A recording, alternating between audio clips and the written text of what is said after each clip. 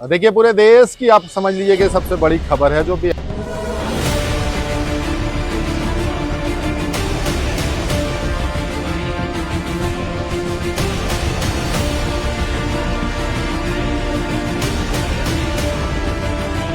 बिहार से निकल कर आ रही है। चुनावी खबर है, राजनीति गर्मा जाएगी क्योंकि प्रशांत किशोर ने उलटफेर कर दिया है। जनसुराज पार्टी के संस्थापक, उन्होंने बांकीपुर उपचुनाव जीत लिया है।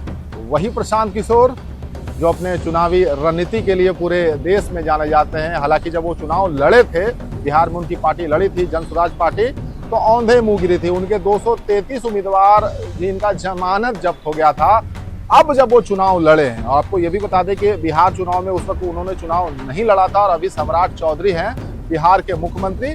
तो बहुत बड़ा सवाल खड़ा होने वाला है कि आखिर ये चुनाव कैसे जीत गए प्रशांत किशोर। इसके कुछ ना कुछ तो कारण रहे होंगे, इसी पर हम चर्चा करने वाले हैं, इसी पर बात करने वाले हैं। आपको हम 10 पॉइंट बताएंगे कि आखिर ये चुनाव भाजपा क्यों हारी या फिर प्रशांत किशोर क्यों ये चुनाव जीते। प्रशांत किशोर की यहाँ पर सीधी उम्मीदवारी थी। प्रशांत किशोर सीधे चुनाव में उतर रहे थे, तो ये ऑब्वियस है कि हाई प्रोफाइल चुनाव बन गया था।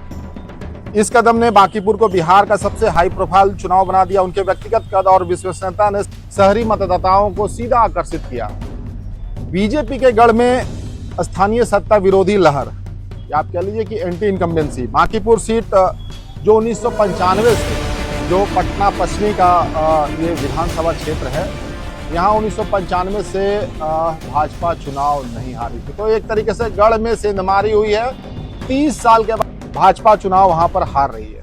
जो एंटी इनकम्बेंसी की बात हो रही है, आप समझ लीजिए कि जो मतदाताओं में सड़क, जलजमाव, ड्रेनेज और नागरिक सुविधाओं के प्रति असंतोष पनपा, उसका सीधा फायदा कहीं ना कहीं प्रशांत किशोर को मिल गया।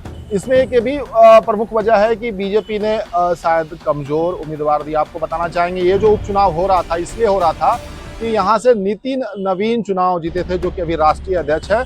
तो सीट खाली होने के बाद शायद वो चेहरा नहीं मिल पाया जिसका नुकसान उठाना पड़ गया। नीरज कुमार सिन्हा यहाँ से चुनाव लड़ रहे थे और आप रिजल्ट देखकर समझ सकते हैं कि उम्मीदवारी का चयन जो है कहीं ना कहीं ये बीजेपी को महंगा पड़ेगा। पॉइंट है पेशेवर और माइक्रो बूथ मैनेजमेंट, जिसके लिए जाने भी जाते हैं प्रशांत किशोर। चुनावी रणनीतिकार के रूप में पूरे देश में जाने जाते हैं। तो खुद जब वो चुनाव लड़ रहे थे तो आप समझिए कि प्रशांत किशोर का अनुभव जनसुराज के लिए काम आया। पार्टी ने बांकीपुर के प्रत्येक वार्ड और बूथ पर पेशेवर टीमें, स्थानीय वॉलंटियर्स के माध्यम से घर घर संपर्क साधा और डेटा आधारित माइक्रो मैनेजमेंट रणनीति अपनाई। ये भी एक प्रमुख वजह है कम मतदाता वोटर की सुस्ती। यहाँ पर 34 से 35% मतदान हुआ, जो सीधा सीधा नुकसान भारतीय जनता पार्टी को कर गया।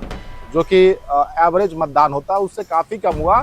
तो मतदाताओं की निराशा, आप कह लीजिए, जो रुझान था वो कहीं ना कहीं बीजेपी के पक्ष में नहीं था। जो कि ट्रेंड कहता है कि भैया अगर वोटिंग कम हो रहे हैं तो कहीं ना कहीं जो सत्ता में होते हैं उनको नुकसान होता। तो ये नुकसान देखने को मिल रहा है जब ये चुनाव के नतीजे आ रहे हैं। छठवां है कि पारंपरिक जातीय राजनीति से ऊपरी शहरी वोटर का रुझान। बांकीपुर मुख्य रूप से पटना के प्रबुद्ध, शिक्षित और शहरी मतदाता बाहुल्य क्षेत्र है। प्रशांत किशोर का विकास, शिक्षा, रोजगार और बिहार के बदलाव का नैरेटिव शहरी मध्यम वर्ग की जाति और धर्म के पारंपरिक राजनीतिक खानों से ऊपर उठकर लोगों को लुभाने में कहीं ना कहीं सफल रहा। एक और इसमें बड़ा ही महत्वपूर्ण पॉइंट है गैर बीजेपी वोटों का प्रशांत किशोर के पक्ष में एक तरफा ध्रुवीकरण।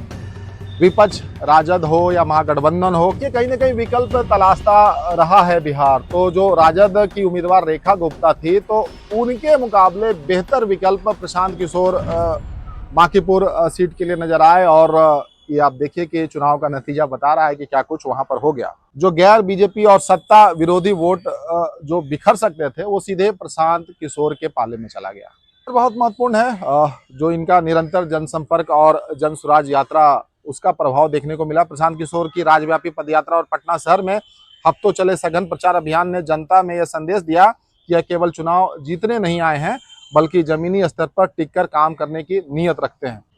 बीजेपी को आपने देखा होगा बड़े आत्मविश्वास के साथ इस चुनाव को लड़ रहे थे। कहीं ना कहीं आत्मविश्वास उनके लिए आत्मघाती बन गया। लगातार 30 सालों से 1995 से बीजेपी बांकीपुर सीट को अपने पाले में रखी हुई थी। अब जब ये जो दिख रहा है तो कहीं ना कहीं वो आत्मविश्वास जो है उनके लिए आत्मघाती बन गया। उपचुनाव के दौरान पार्टी प्रशांत किशोर के नए और आक्रामक चुनाव प्रचार अभियान की काट समय रहते नहीं ढूंढ पाई। इसमें 10वां जो आखिरी जो सबसे महत्वपूर्ण पॉइंट है वो है आरजेडी बनाम बीजेपी से अलग हटकर जनता ने, बांकीपुर की जनता ने तीसरे विकल्प को चुना या स्वीकृति दी। बिहार का शहरी मतदाता लंबे समय से राष्ट्रीय जनता दल के दौर में लौटने से झिझकता था और मजबूरी में बीजेपी को वोट देता था। प्रशांत किशोर ने मतदाताओं को बिना आरजेडी के समर्थन के एक नया, स्वच्छ और शिक्षित विकल्प प्रदान किया, जिसे बांकीपुर की जनता ने स्वीकार कर लिया। तो ये सबसे बड़ी खबर आ रही है बिहार से, जहां उपचुनाव भारतीय जनता पार्टी हार गई है। प्रशांत किशोर ने बड़े ही आसानी से अपने जो प्रतिद्वंदी भारतीय जनता पार्टी के नीरज कुमार सिन्हा थे उनको चुनाव हारा है। और सबसे बड़ी बात है, ये वो सीट है जहां से राष्ट्रीय अध्यक्ष है भाजपा के नितिन नवीन, उन्होंने सीट छोड़ा। उसके बाद जो चुनाव हो रहा तो बहुत बड़ा सवाल अब भारतीय जनता पार्टी के लिए भी खड़ा हो गया, क्योंकि जो सोशल मीडिया पर चल रहा है बड़े जबरदस्त तरीके से इस चुनाव जीतने के बाद अलग अलग तरीके के वीडियो आ रहे हैं। आपकी प्रतिक्रिया क्या है जरूर बताइएगा। बहुत बहुत धन्यवाद। मैं कुणाल सिंह, मिलूंगा फिर।